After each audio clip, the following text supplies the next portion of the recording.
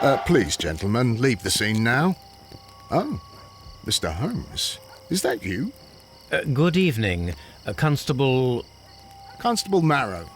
I was here with Inspector Aberline during the Ripper case, Mr. Holmes, back in '88. But then this is nothing like that case. With this one, we've got the murderer, the weapon, and the statements, which speak for themselves. Of course, Marrow. But you know that appearances can sometimes be deceiving.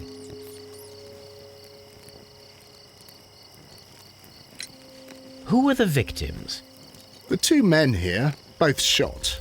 The stab fellow was Brian Vercotti, a well-known ruffian.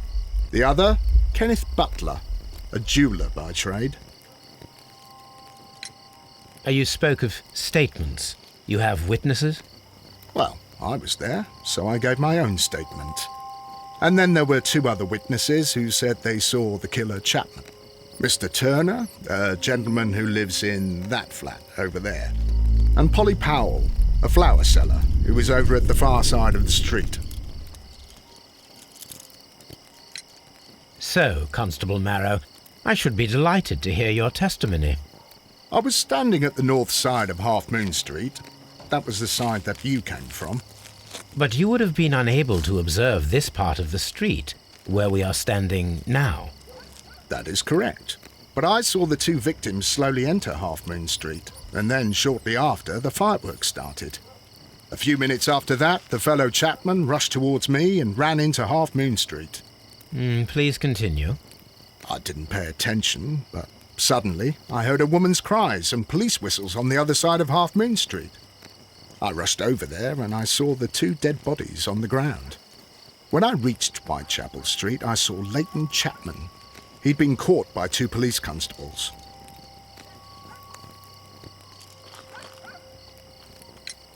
Did you hear the shots? I didn't hear any shots. The fireworks were all over the sky. They were so loud I couldn't hear anything else.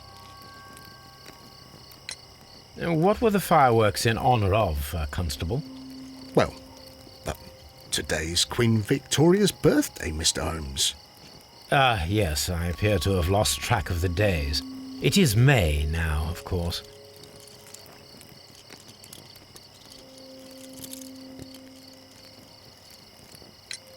Constable Marrow, what else caught your attention while you were running through Half Moon Street? I saw nothing but rats, and I took the time to light every corner with my lamp. Did you happen to look up at Mr. Turner's window when you were on Half Moon Street at that time? Yes, I saw that the window was open, but no one was there. It was dark in the room.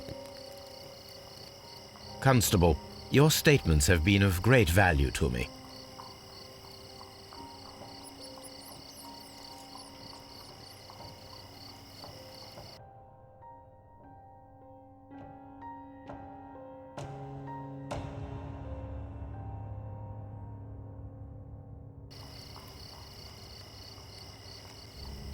He tried to stop the bleeding with his hand. Death was not instant.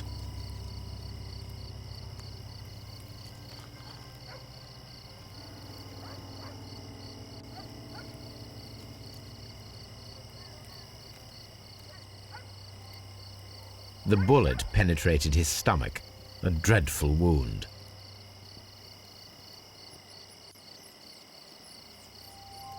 A tattoo from Westgate Prison. Vercotti must have done some time there.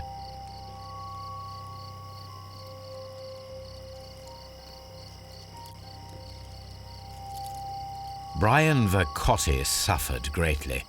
What a terrible way to die.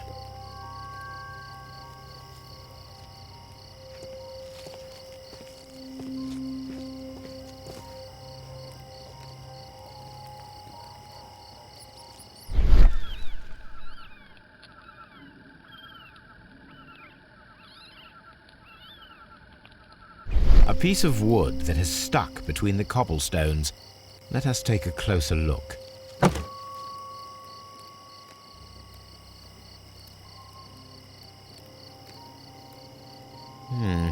This shard of wood is quite new.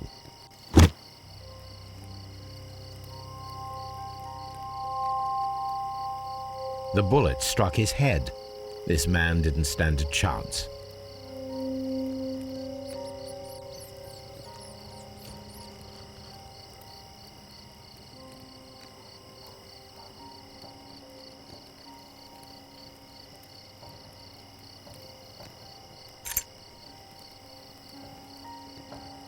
This is an ordinary key.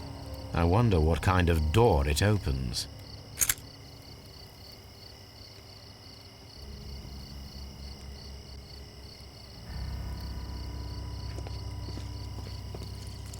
It would be my pleasure to assist you with your investigation, Mr. Holmes.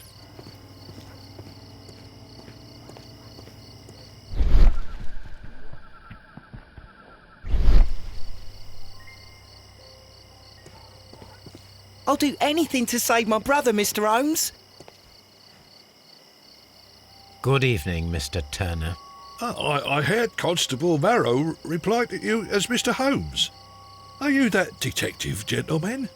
I've heard of you. And, well, I know things about this evening. Excellent. Might we hear your story? Could you tell us everything that you may have seen or heard? I was already in bed when the fireworks started. A few moments after, I clearly heard 2 gunshots from outside. Please continue.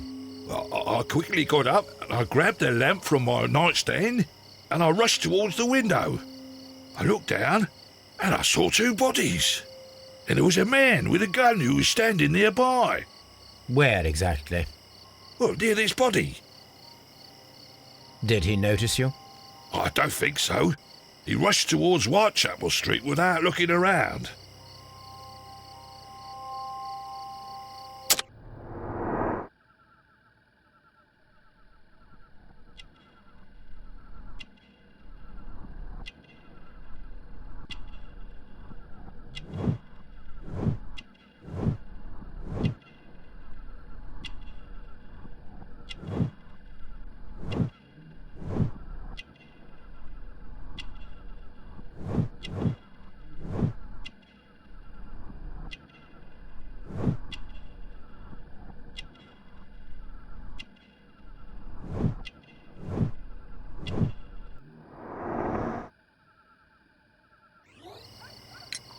Mr. Turner, did you see anyone else in the street? No, I saw no one but that man, the murderer, the fellow they caught. Were the 2 shots you heard consecutive? Yes, there was a very short pause between them, and they sounded different somehow. It seemed to me that the second shot was louder than the first.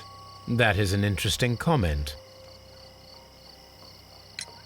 Mr. Turner, what were your actions after you stepped up to the window? I was afraid that the man with a gun might return, so I stayed close to the window till I saw the policeman coming in the Half Moon from Whitechapel. Then I walked out to tell them everything I saw. You have helped us a great deal, Mr. Turner.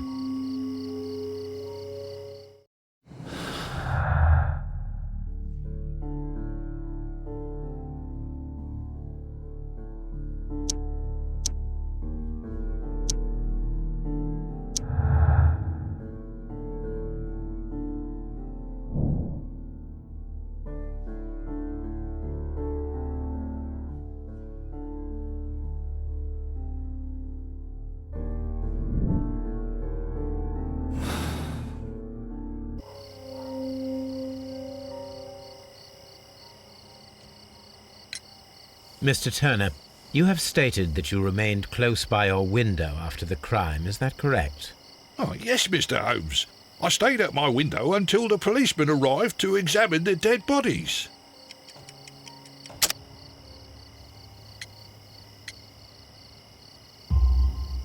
That is very interesting, Mr. Turner. Constable Marrow stated that he did not see anyone at the window when he was running through Half Moon Street. Well, I think Constable Marrow and me, we might have been distracted by the whistles and shouts coming from Whitechapel. We could have missed each other somehow. You understand what I mean? It was a bit of a stressful moment, to tell you the truth, sir. Allow me to form my own theories, Mr. Turner. Would you mind showing me the view that you had from your window? Not at all, Mr. Holmes. Please, follow me. Mr. Turner appears to live very modestly.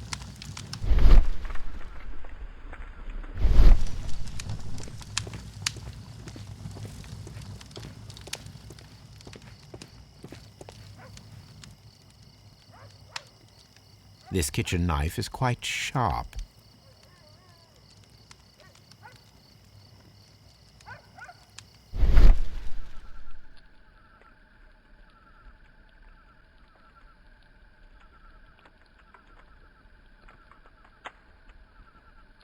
There are pieces of shredded paper scattered over the table.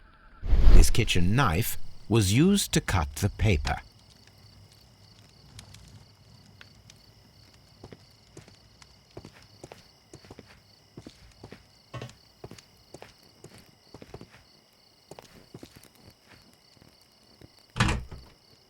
So, that's the view Mr. Turner had when he opened the window.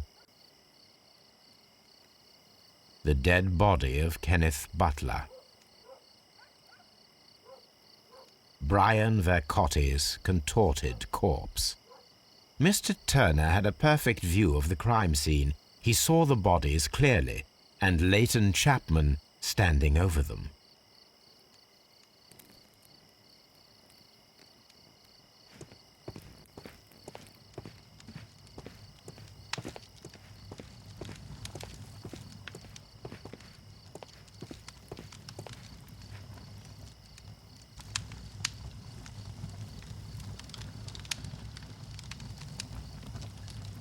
The books on this shelf are in a mess. It looks as though Mr. Turner was trying to find something in a hurry here a short while ago.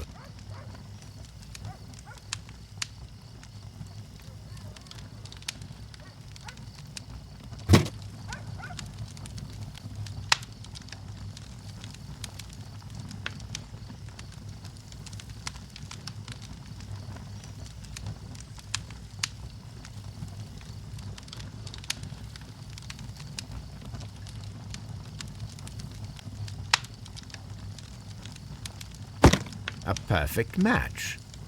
So, Mr. Turner broke his stick when it became stuck between the cobblestones. He did not mention that he was so near to the victims.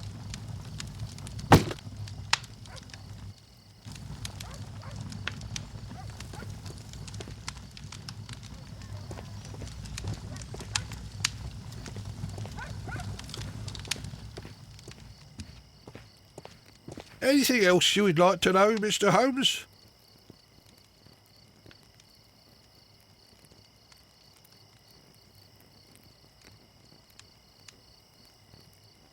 Anything else you would like to know, Mr. Holmes?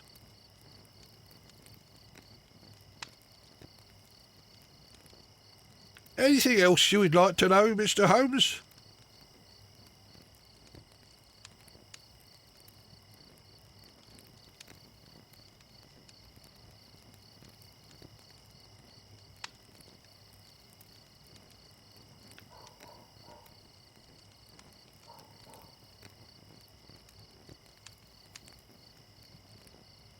Anything else you would like to know, Mr. Holmes?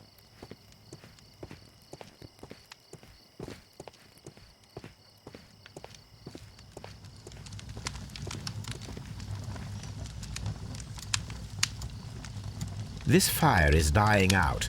It was last tended to over an hour ago.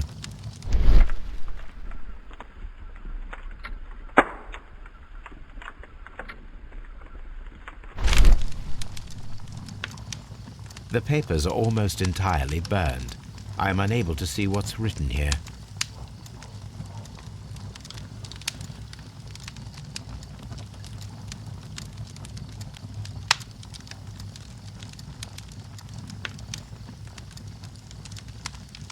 These words are illegible. The papers were thrown into the fire just a short while ago.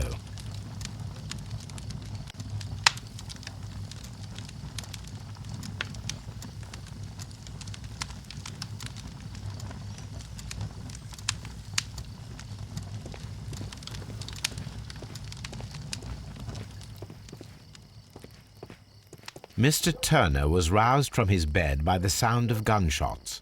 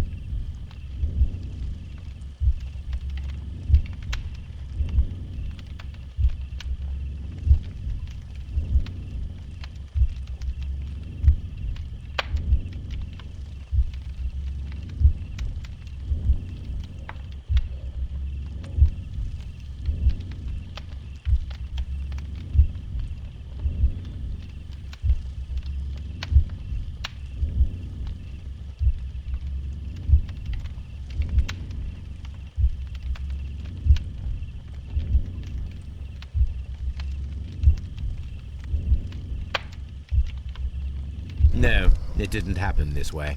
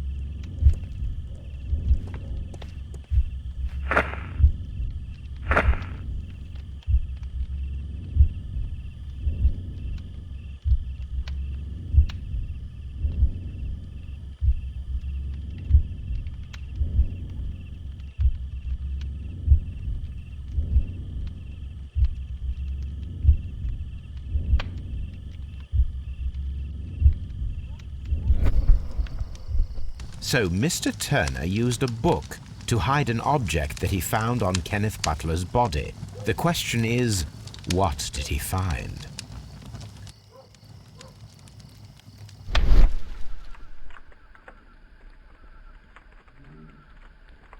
I can see prints from greasy fingers upon the cover of this book. Let us take a closer look. Well now, what a find! A precious jewel, concealed inside a book. A bracelet with a unique ram's head design, a distinctive feature of ancient Grecian artifacts, probably of the Hellenistic era.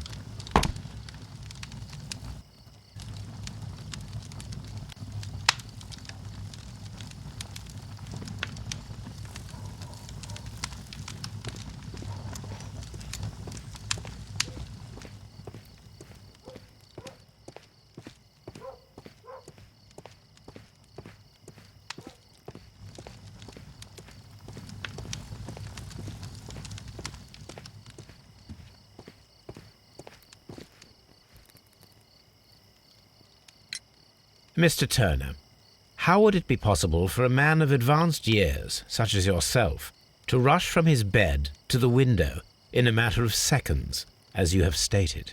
Well, I'm able to move very quickly, despite my age. And when the situation requires it, Mr. Holmes.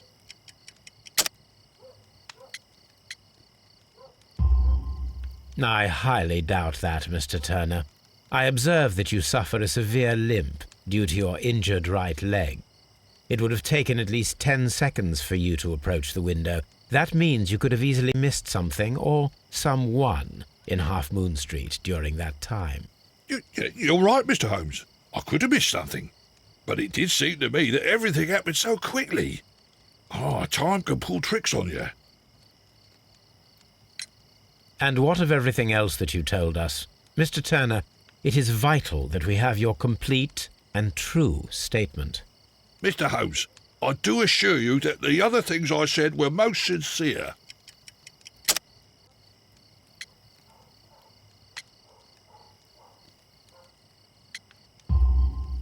Mr. Turner, you were not sincere with me. Not then and not now. But Mr. Holmes... This, Mr. Turner, does not look like anything that a poor man might possess. It is worth more than the home that you live in. I can explain. No, merely correct me if I am wrong. You saw Leighton Chapman through the window, but you also noticed a glittering object on the ground, this precious jewel. You walked down and took the bracelet from the body of Kenneth Butler, and when you heard the whistles, you hurried away. That broke your walking stick. It caught fast between the cobbles. Constable Marrow was unable to see you in the window as you were climbing up the stairs on your way back to your flat. Upon returning home, you hid the precious jewel inside a book. Mr. Holmes, please don't send me to prison. I didn't do anything bad. I'm just a poor man. When I chanced upon the bracelet, I saw it as an opportunity to make a little money. I was desperate. I only took the bracelet, that's all, I swear. You made a mistake by lying to me. But you are not a criminal. I believe that. Although I must return this bracelet to its rightful owner.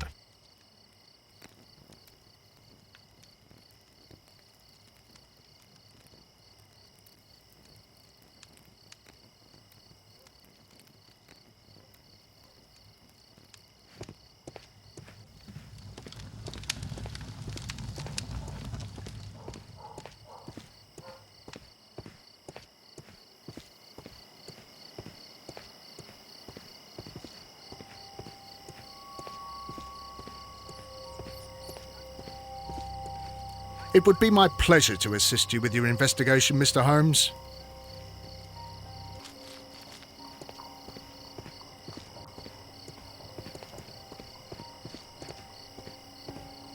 I'll do anything to save my brother, Mr. Holmes.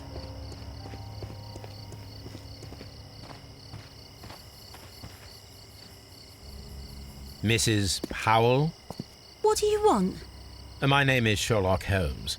I'm assisting the police with their investigation of the crime that took place this evening. Well, I've already gave my testimony, but very well.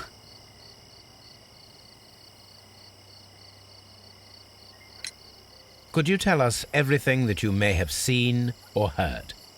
Yes. I was selling my flowers as usual, and then the fireworks began, in honour of Queen Victoria. I enjoyed those. But then, all of a sudden, a young lad ran out of Half Moon Street and stopped just by me. He had a gun in his hand. He was like a ghost, and all covered in blood. It was dark, but I could see him, because of the flashes from the fireworks. And then? I screamed as loud as I could. I knew that a policeman should be on duty in the vicinity. He had no time to escape. 2 constables got him. Then another constable came out from the very same street, and I heard him talking of a horrible murder. Mrs. Powell, did you hear the gunshots? I'm not sure. You know, what with the fireworks? Did you see anyone else leaving Half Moon Street prior to or at the time of the crime? No, sir, I did not. Even with all the fireworks, I was very attentive, as I'm always on the lookout for customers. My thanks to you, Mrs. Powell.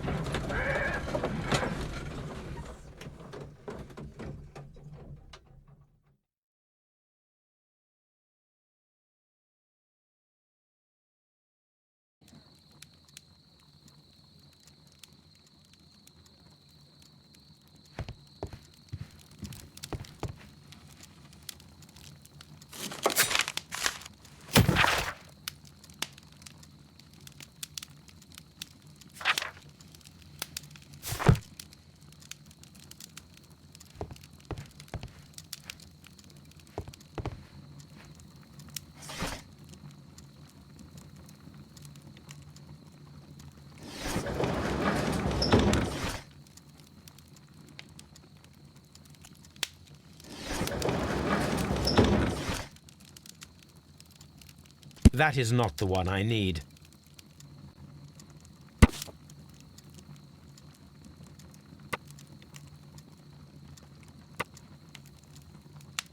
Here it is.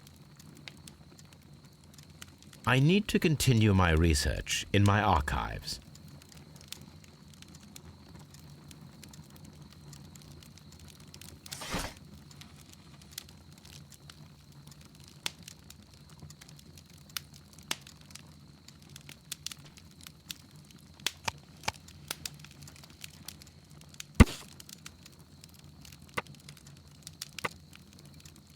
Here it is. One of the victims, Kenneth Butler, was involved in the story of the stolen Hellenistic treasures. A visit to his pawn shop should tell me more.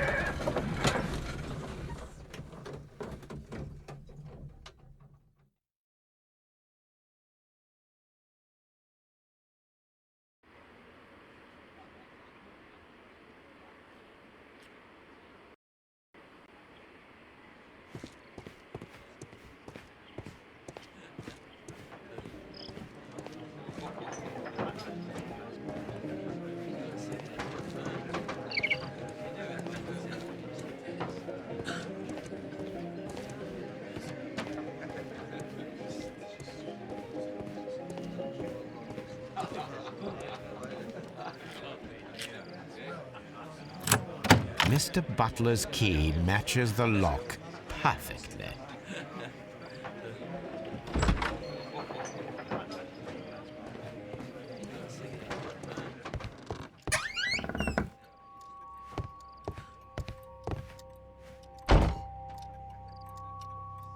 Crampons and a sharp ice axe would only be brought here by a mountaineer.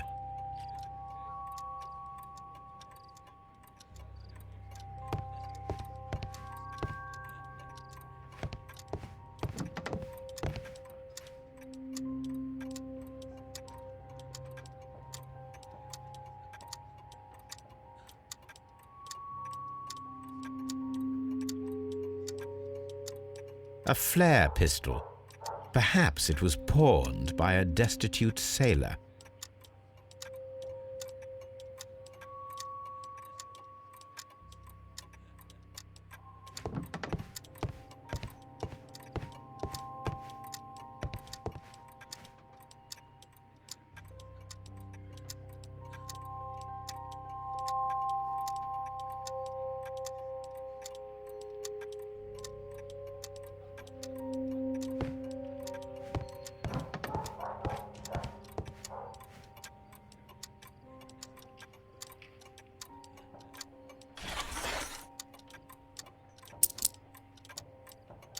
The ram's heads. This necklace belongs to the 5 Rams of Mittelin collection. Interesting. That means that Kenneth Butler owned a part of this collection all this time, 10 years after the theft.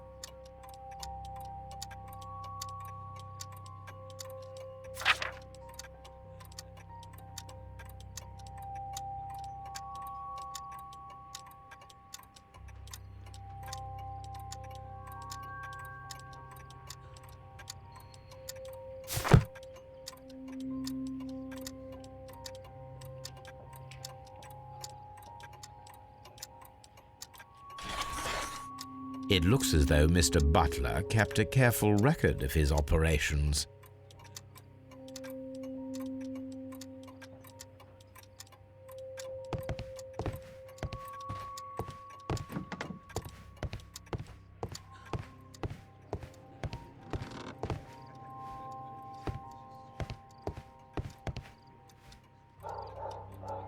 Crampons and a sharp ice axe.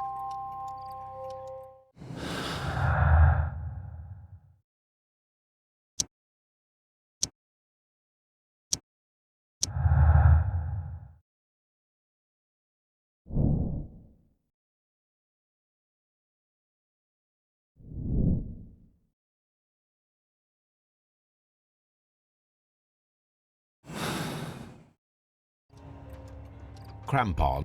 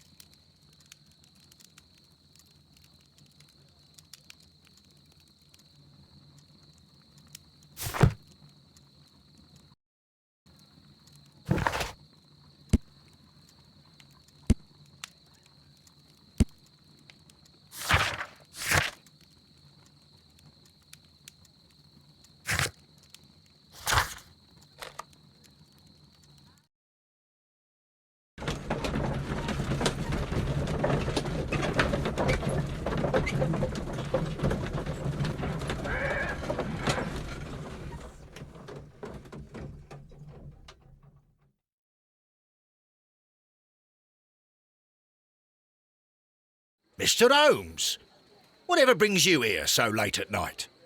I'm interested in the case of young Leighton Chapman. He was arrested earlier this evening and accused of a double murder. I beg your pardon? That case is quite clear to the police. Or are there any new facts that we don't know about? Who knows, Inspector?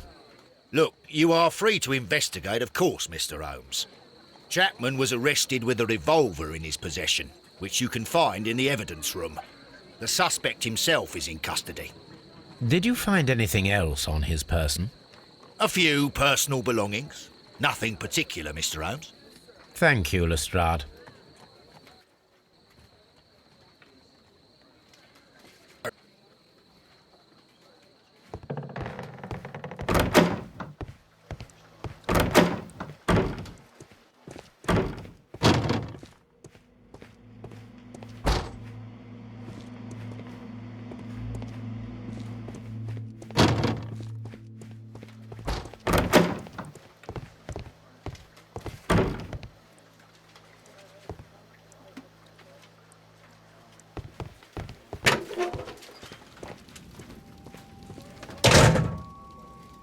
So this is the gun that Leighton was holding when he was caught by the police. It is a Webley revolver, a reliable weapon. It seems as though the shells were not removed from the cylinder. It seems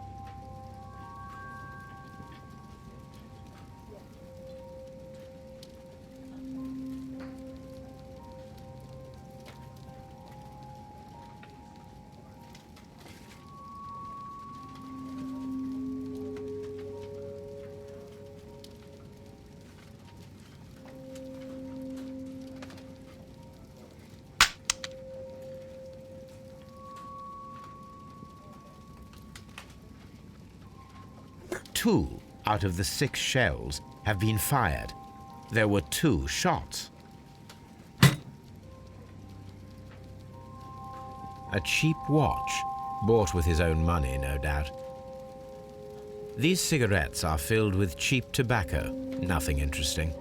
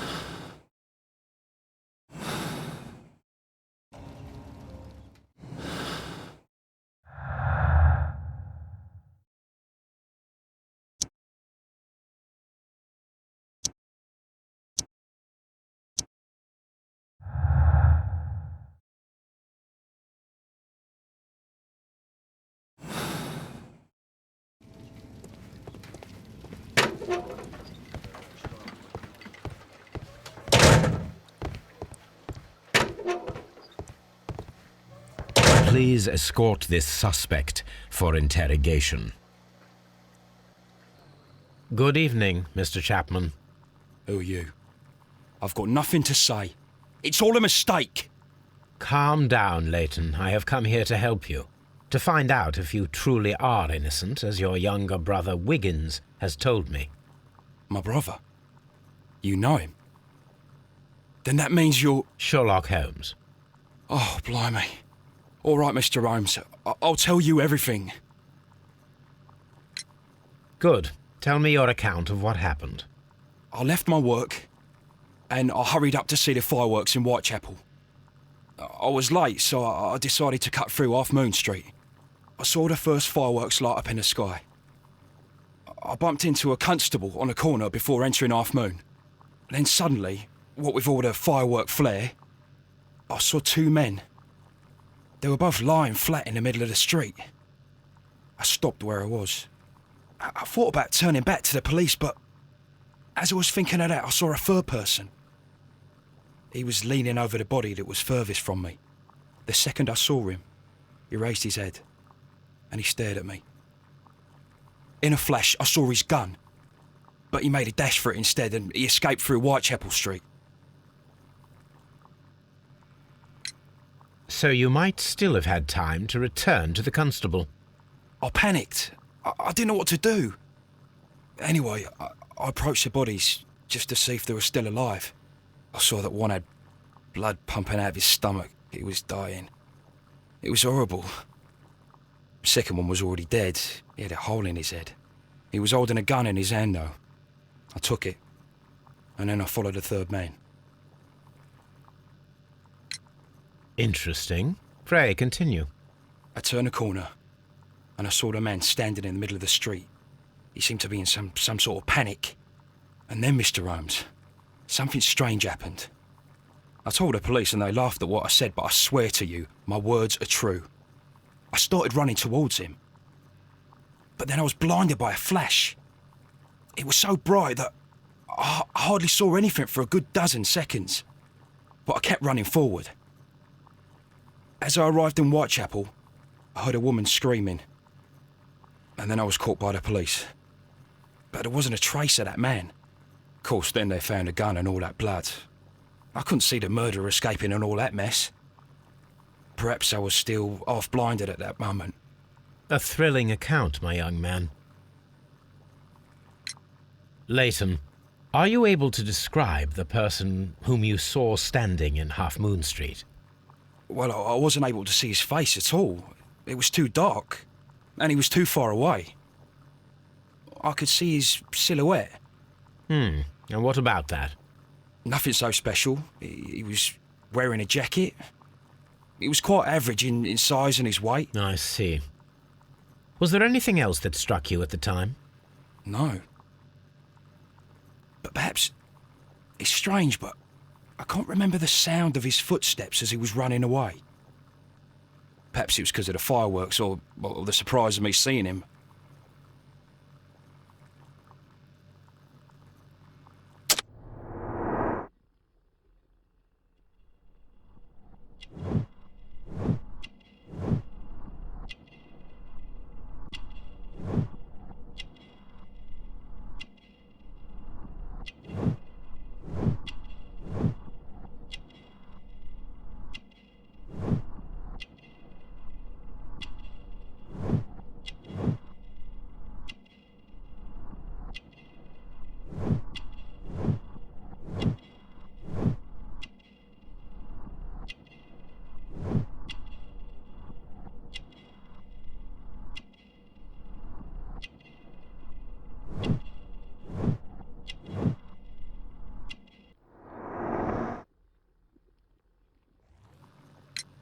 Leighton, I confess I am puzzled. Why should a young lad like you take a gun from the hands of a dead man and set off in pursuit of a probable killer? I know. I keep wondering that, but at the time it was like a reflex. A criminal ought to be arrested, and he was armed. You were willing to risk your life. That was a little foolish, unless you wanted revenge. No, Mr. Holmes. I was just being brave and stupid. I'm sure that you were, but I believe that you may have recognized one of the victims, Brian Vercotti. You knew that gentleman well, did you not? However could you know that? You have a typical tattoo of the Westgate Brotherhood upon your hand. I observed exactly the same mark upon Mr. Vercotti. You came to know him from your sharing a past prison sentence. Am I correct, Mr. Chapman? God. You're right, Mr. Holmes.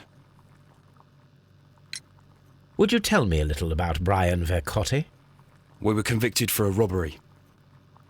Once in prison, both of us joined one of these fraternities. During that year, we tried to help each other out, you know? You were quite young then, I believe. Yes, Mr. Holmes, we were. We'd only stolen a pound of meat. After we were released, and when I saw what my little brother had become, I decided to work towards living an honest life. And Vercotti? He had a hard time. His sister had died in a Whitechapel dispensary while he was in prison. He had no family anymore. Our paths split. He fell back into crime. So you lost him? Yes. And for around 2 years, I heard no news of him at all. We shall see you soon, young man.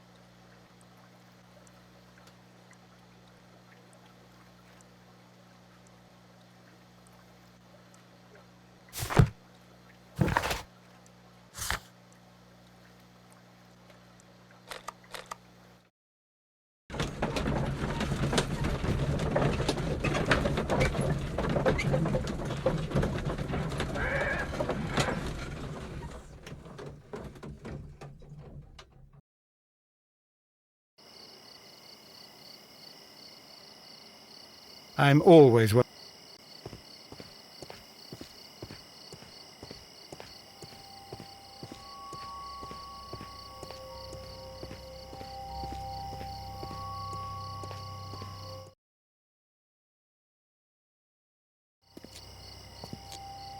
What's up with you, lad?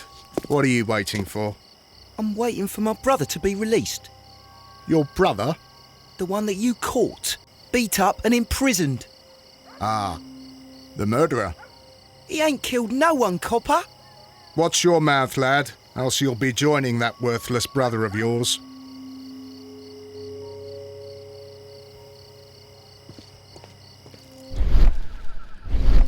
It would be my pleasure to assist you with your investigation, Mr. Holmes.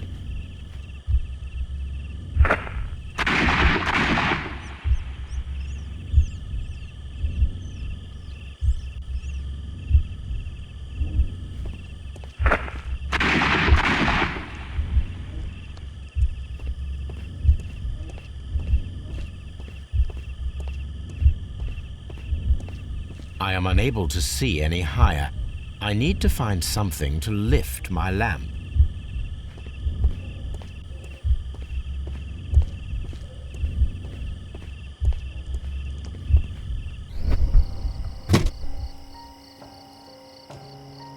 This should be useful.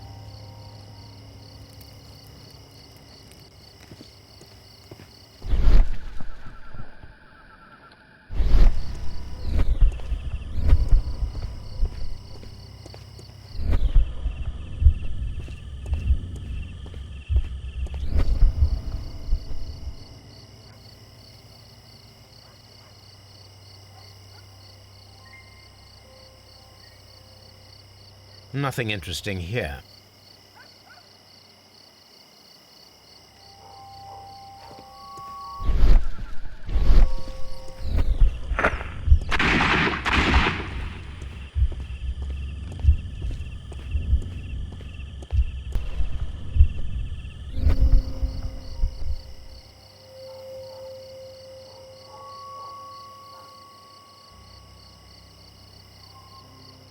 This is most definitely a bullet hole. The brick cracks are fresh. Watson, there was a third shot fired in this street.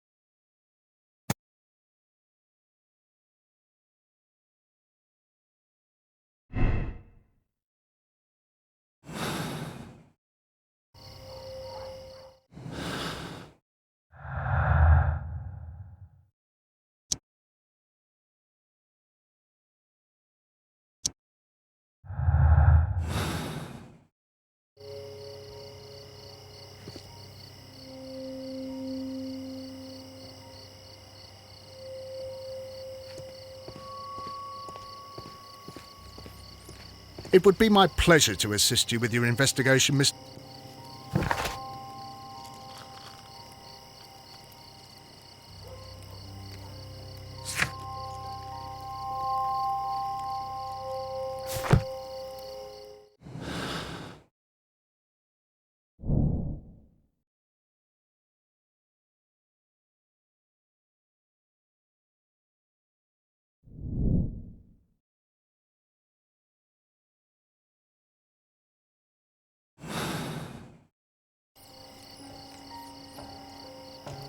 Constable Marrow, I would value your assistance in this investigation.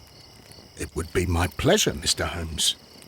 I would like to make sure that there are no places in Half Moon Street where a man could hide while you were running through it with your lamp. All right, Mr. Holmes, what should I do? Take your lamp and start walking, just as you did before, and try to find me. Understood.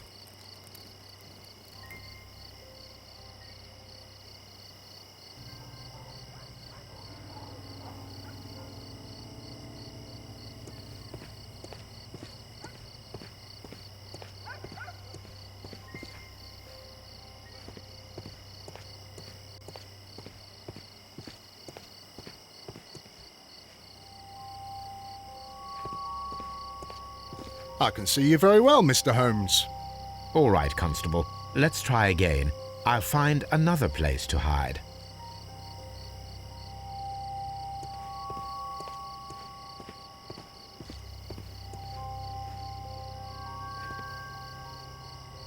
Here you are, Mr. Holmes.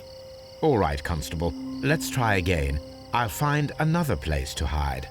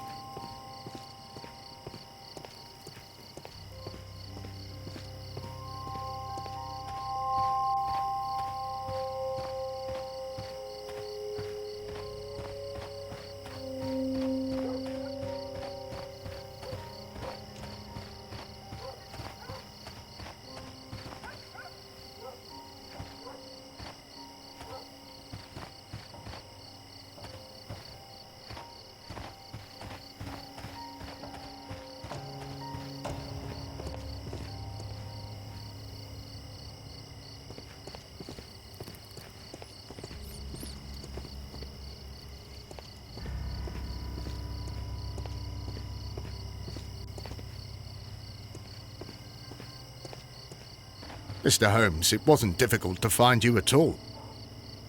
It is obvious now. No one could escape Constable Marrow's lamp while hiding in the street.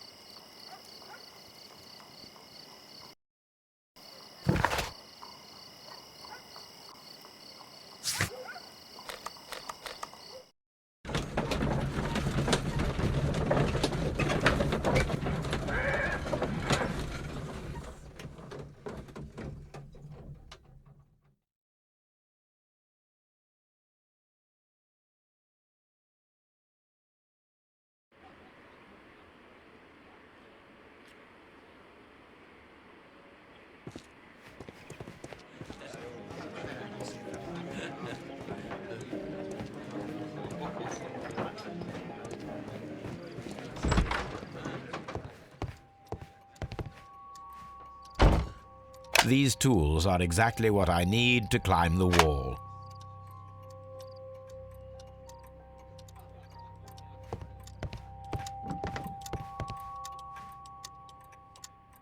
This is exactly what we need in order to imitate the flash of the fireworks.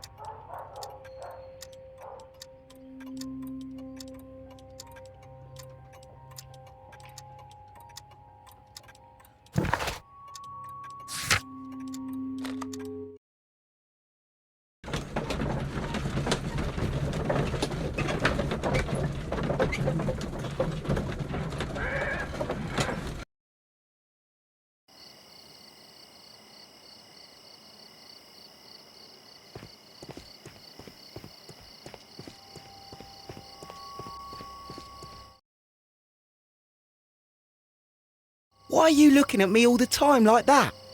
I'm just watching you, lad. I never know what to expect from people like you. People like me? Yes, street beggars and thieves. I ain't a thief. Oh, no? Then where did you get whatever it is that you're gnawing on? I very much doubt that you bought it. What ain't seen can't hardly be stolen.